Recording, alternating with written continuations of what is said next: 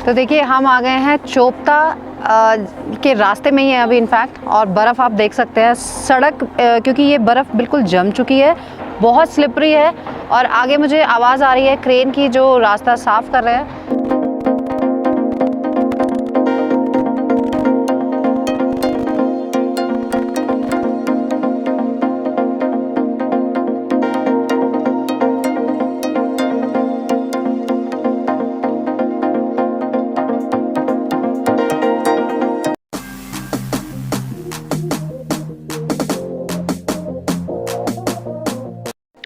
Good morning everyone. आज हमारा second day है सारी में और ये हमारा थर्ड एपिसोड है।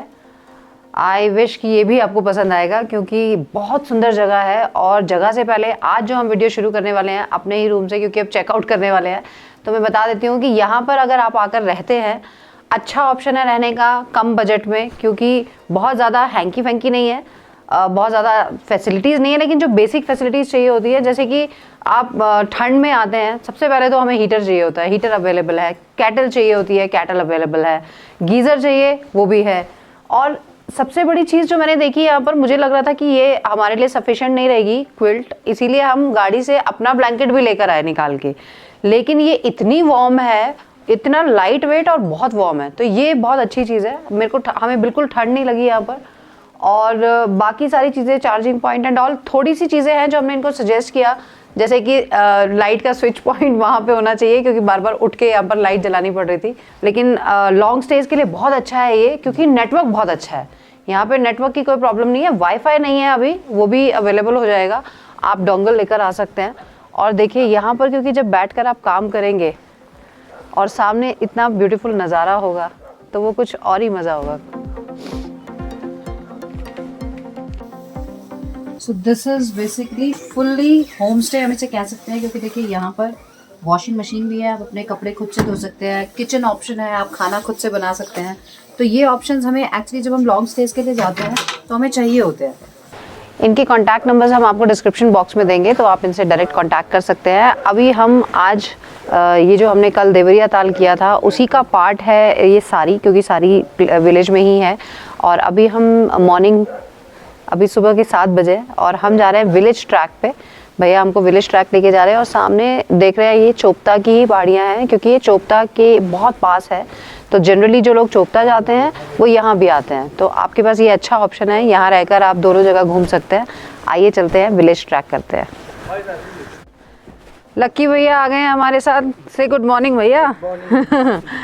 और अब हमें ये शॉर्टकट से लेके जा रहे हैं, क्योंकि टाइम की थोड़ी कमी है हमारे पास। भैया ने पूछा लॉन्ग रूट से जाना है शॉर्टकट, तो हम शॉर्टकट मारते हुए जा रहे हैं गांव के बीच से। आहा, चिड़ियों की आवाज़। और ये देखो, ये माल्टा है ना भैया, छोटे छोटे माल्टा। इसको ज्यादा वो तो हमारे ऋषिकेश में भी मिलता है। हाँ, तो इसी को ढूंढते हैं ज्यादा गाँव में। हाँ।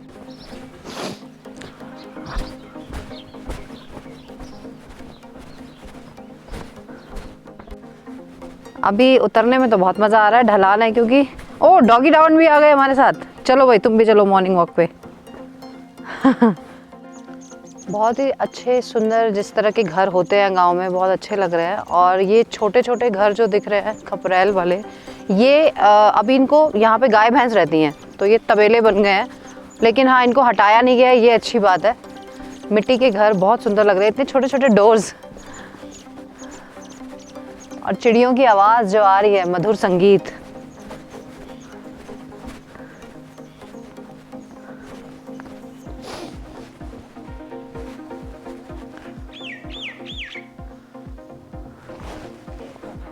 राम राम, प्रणाम। हमारे यहाँ राम राम बोलते हैं ना ज़्यादा, इसलिए मुझे राम राम याद रहती है।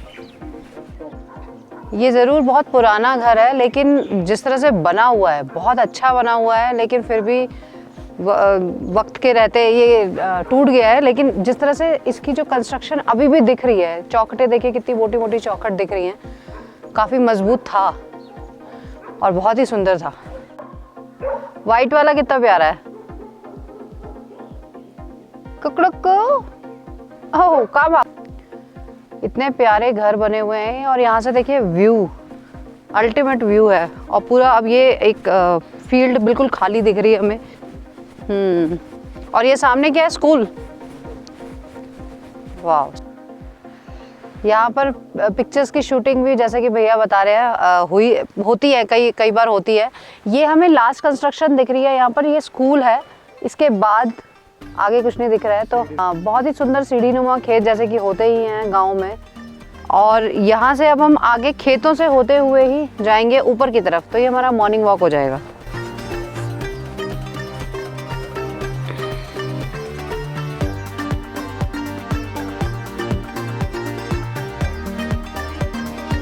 एक देखिए कितना अच्छी चीज बता दी है भैया ने आपके लिए। सामने घर देख रहे हैं आप, वाइट कलर का, ये भैया की जमीन है यहाँ पर।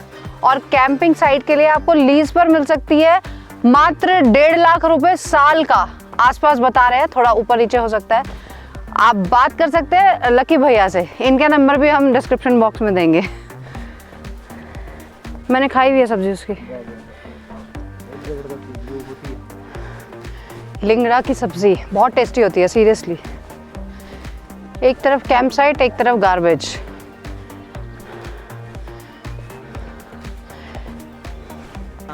देखिए भैया ने हमें दिखाया है ये 3 धारा जो यहीं पर दिखती है, ऊपर कहीं पानी दिख नहीं रहा है आपको। और पानी ठंडा है या गर्म देख लेते हैं। No, normal water, tasty. बहुत ही प्यारा गांव है भैया ये सारी, देवरिया ताल चंद्रशिला। ये पूरी कैंप साइट है यहाँ पर। देखते हैं कोई मिलता है तो पूछते हैं, ज़रा जानकारी लेते हैं।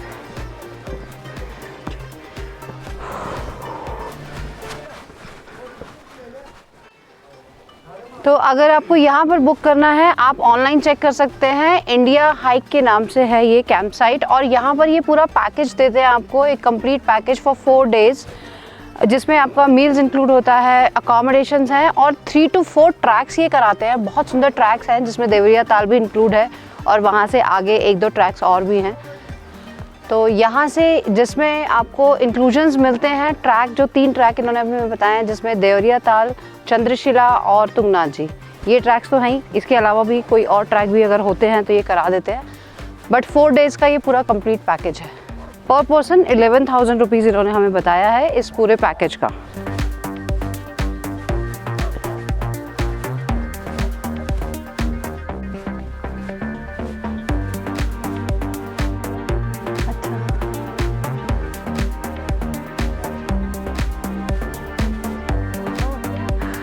बच्चे अभी सो के उठे, कह रहे कैमरे में मत लो, अभी हमने मुंह भी नहीं धोया है। पर हमने कहा आप वैसे इतने अच्छे लग रहे हो। देखो कितनी छोटी छोटी सीढ़ियाँ बहुत सुंदर बनाई हुई है इन्होंने। यहीं से आई थी ना अभी बच्ची वो ऊपर से। अरे वाह, चलो हमें हम जिसकी तलाश में थे हमें फाइनली मिल गया माल्टा। धन्यवाद। ओह, बिल्ली किचन में से निकली है। ये देखिए किचन, कितना प्यारा किचन है इनका। ये आवाज किसकी आ रही है? बकरी भी अंदर है। वाह,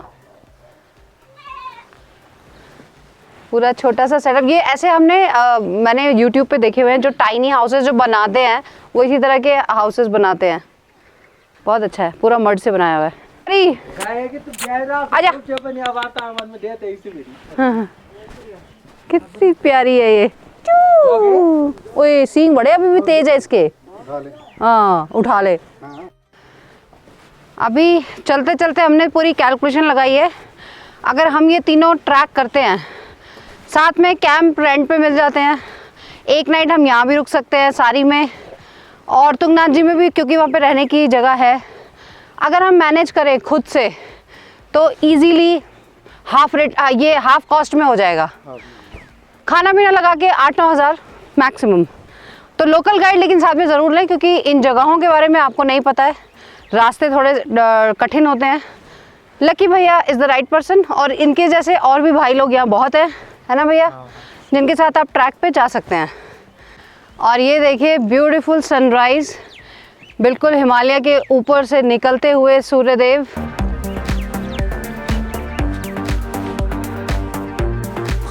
होम स्टेज में रहने का ये फ़ायदा होता है कि आप खुद से भी कुकिंग कर सकते हैं। तो बनाना चाहता है। हाँ गुड, ये सबके लिए ऑप्शन है। अब मैं अपनी चाय खुद बनाऊंगी।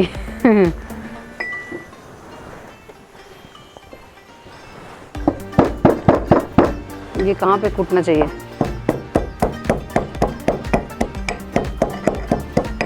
अदरक थोड़ी ज़्यादा चाहिए होती है हमको। धूप में बैठ के गर्मा गर्म आलू के पराठे बटर के साथ। और इतने गोल पराठे तो ना मैं भी नहीं बना पाती जितने भैया ने बनाए हैं। चाय मैंने खुद बनाई थी पर पराठे तो भैया ने ही बनाए हैं। और जबकि भैया का प्रोफेशन जब हमने सुना तो हम हैरान थे कि सिविल इंजीनियरिंग की हुई है उन्होंने, और लेकिन बाद में उन्होंने लॉकडाउन की वजह से नौकरी छोड़ दी, छूट गई, और उसके बाद यहाँ पर आ गए हैं। तो हम आ गए हैं देखिए चोपता की तरफ, और यहाँ पर अब 4 किलोमीटर लगभग हम सारी से ऊपर आए हैं, और यहाँ पर बर्फ़ शुरू हो गई है। रोड पे हमें बर्फ़ दिख रही है। हम वहाँ तक जाएंगे जहाँ तक गाड़ी जा सकती है सेफली।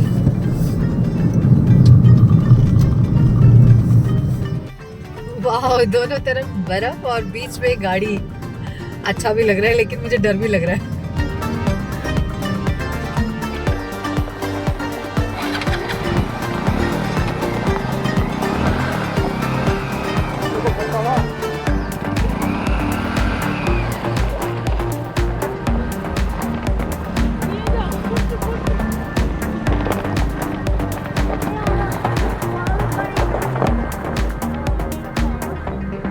तो देखिए हम आ गए हैं चोपता के रास्ते में ही है अभी इनफैक्ट, और बर्फ़ आप देख सकते हैं। सड़क क्योंकि ये बर्फ़ बिल्कुल जम चुकी है, बहुत स्लिपरी है, और आगे मुझे आवाज़ आ रही है क्रेन की जो रास्ता साफ़ कर रहे हैं।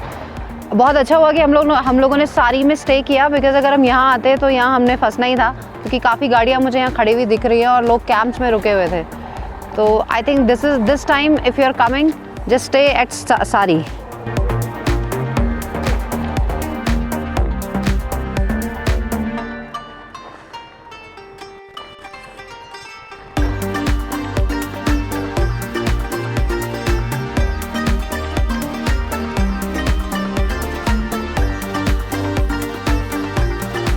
तो यहाँ चारों तरफ बर्फ़ ही बर्फ़ है, और बर्फ़ में तो हमने कल बहुत मज़े किए, तो इसलिए अब हम यहाँ से जा रहे हैं। वैसे ना देखो बर्फ़ पे जहाँ ताज़ा बर्फ़ है ना वहाँ अगर चल रहे हैं तो हम नहीं स्लिप कर रहे हैं, तो हम बर्फ़ के ऊपर ही चलने की प्रैक्टिस कर रहे हैं। और अब हम यहाँ से जाएंगे अगस्त्य मुनि टेम्पल है, बहुत प्यारा टेम्पल है और रास्ते में ही है, तो उसको कवर करते हुए हम निकलेंगे ऋषिकेश।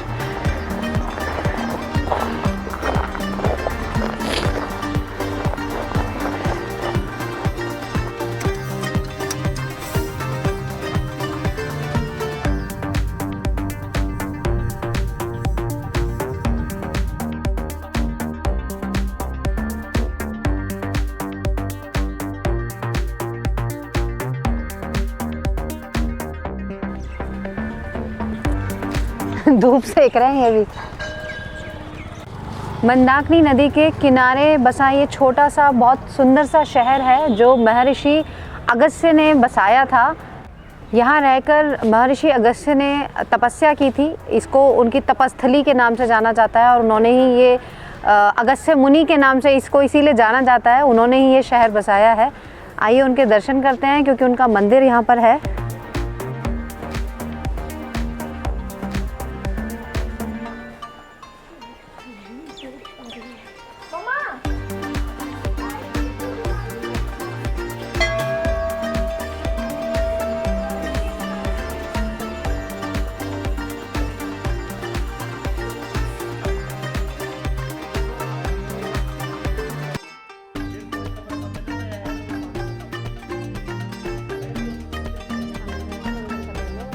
मंदिर के पुजारी जी हमारे सामने हैं, और जो यहाँ पर पूरी पूजा अर्चना करते हैं, पूरी व्यवस्था आप ही के द्वारा की जाती है। दक्षिण भारत से आए हुए हैं ये जी। तो आप इसके बारे में हमें बताइए। हाँ, तो महर्षि अगस्त्य ऐसे थे, इनका जन्म जो है वो घड़े से हुआ। इनको कुंभज ऋषि भी कहते हैं। तो दक्षिण से हैं। तो तमिल भाषा जो है, तमिल भाषा की उत्पत्ति भी महर्षि अगस्त्य के ही द्वारा हुई है। तो एक समय ऐसा हुआ कि विंध्याचल नारद जी गए, विंध्याचल पर्वत के पास। उन्होंने कहा विंध्याचल संसार में सब हिमालय का नाम ले रहे हैं और तुम्हारा नाम कोई नहीं ले रहा है। तो विंध्याचल को माने नारद जी ने उसको आग लगाई, विंध्याचल को चले गए। तो विंध्याचल पर्वत इतना बढ़ गया, उसने सूर्य और चंद्रमा की गति को रोक दिया। तो उत्तर भारत में उजाला ही उजाला हो गया, दक्षिण में अंधेरा ही अंधेरा छा गया।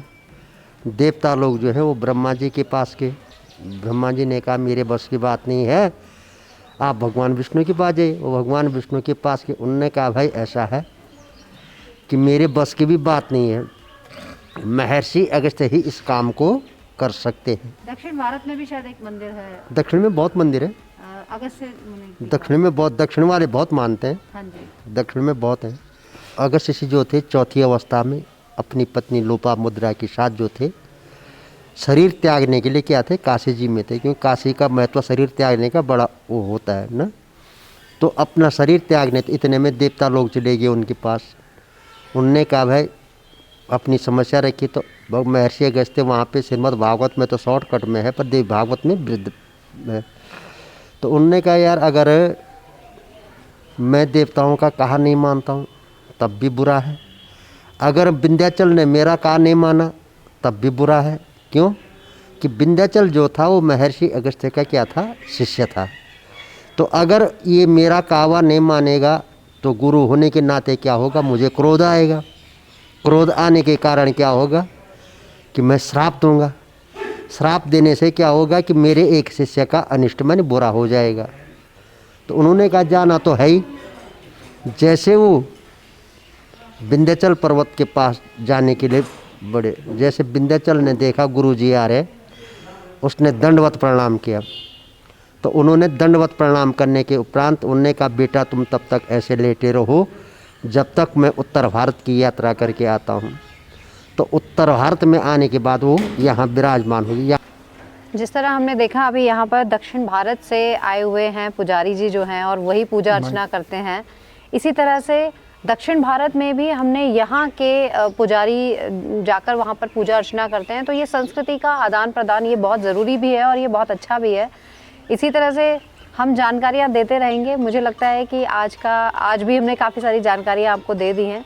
चोपता आने से पहले अभी अगर आप प्लान कर रहे हैं तो मुझे नहीं लगता कि this is the right time, because वहाँ पर आप बहुत ज़्यादा ऊपर तक नहीं जा पाएंगे, फंसने के ज़्यादा चांसेस हैं। और इसी तरह से जब आप क्योंकि ये जगह अगस्त्य मुनि बिल्कुल रास्ते में है, जब आप केदारनाथ जी जाते हैं तो यहाँ पर आप आकर दर्शन कर सकते हैं। बहुत पुराना मान्यता है, बहुत पुराना मंदिर है ये। और इसी तरह से जो हमने सारी आपको दिखाया अमेजिंग प्लेस है, उसे आप अपनी आइटनरी में ज़रूर डालें। वहाँ पर ज़रूर आप जाकर विजिट करें। देवरिया ताल जो हमने आपको लेक दिखाई है, ये तीनों एपिसोड मुझे लगता है बहुत ही ज़्यादा इन्फॉर्मेटिव है और आपको पसंद आए होंगे। कमेंट करके हमें बताएं किस तरह का आपको लगा ये हमारा पूरा जो सीरीज़ हमने बनाई।